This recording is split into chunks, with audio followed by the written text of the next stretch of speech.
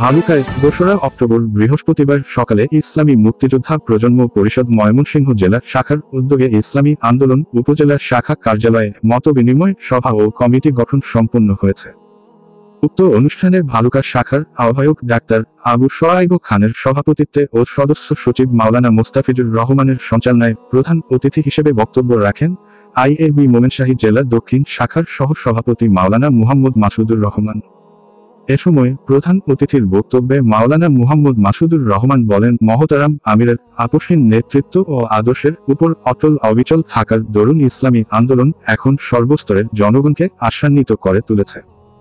সকল শ্রেণীপেশার মানুষের আস্থার ঠিকানা ইসলামী আন্দোলন। চলমান পরিস্থিতিতে প্রতিটি দায়িত্বশীলকে সচেতনতার সাথে পথ চলতে হবে। মনে রাখতে হবে, একজন দায়িত্বশীলের ভুলের কারণে সে নিজে, পরিবার ও সংগঠন ক্ষতির সম্মুখীন হতে পারে। অতএব দায়িত্বশীলদের প্রতিটি পদক্ষেপ ঊর্ধ্বতন দায়িত্বশীল এবং কেন্দ্রীয় নির্দেশনার আলোকে হতে হবে।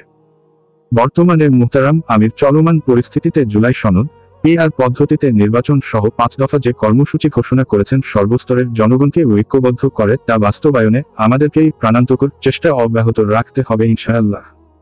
ব্যর্থ হলে দেশ ও জনগণ আবারও মহাবিপদে নিমজ্জিত হতে পারে। এ সময় বিশেষ অতিথি হিসেবে ছিলেন জেলা দক্ষিণ শাখার সাংগঠনিক সম্পাদক DM ইলিয়াস আহমদ আমিনী, ইসলামী ছাত্র আন্দোলন ময়মনসিংহ জেলা দক্ষিণের সভাপতি মাওলানা আব্দুল্লাহ আল মামুন, ইসলামী আন্দোলন বাংলাদেশ ভালুকা উপজেলা শাখার জয়েন্ট সেক্রেটারি মাওলানা ওয়াহিদুজ্জামান মোমেন, মুক্তিযোদ্ধা বিষয়ক সম্পাদক মাওলানা আব্দুল মালেক পাঠান, ইসলামী শ্রমিক আন্দোলন বাংলাদেশ ভালুকা উপজেলা শাখার সভাপতি শাহ আলী, ইসলামী ছাত্র আন্দোলনের সভাপতি সাদ্দাম হোসেন প্রমুখ।